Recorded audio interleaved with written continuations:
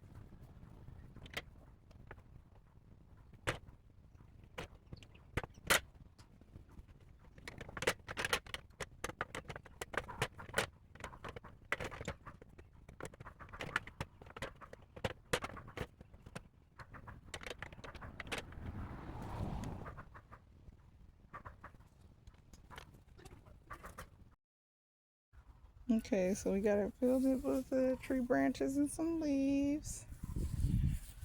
Um, that acts as mulch. Okay, so for all the people that's gonna go buy mulch, you can just go.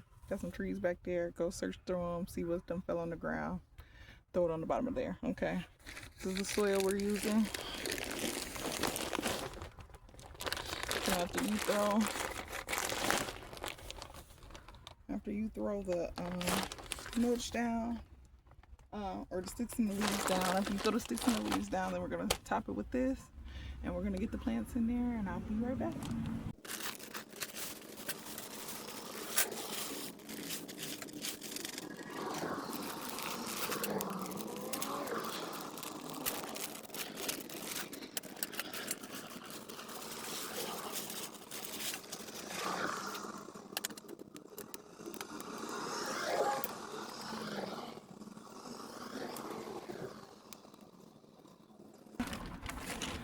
Just doing an herb garden this time, so I'm gonna go get the plants and get them in this dirt. Okay, so we are doing an herb garden. I have a couple mint plants. We have some eucalyptus. Okay, smelling real good. We got some lavender, smelling real good. So we got two of everything but the basil. Okay, so we only got one basil plant, but we're gonna get all these put in, spaced out.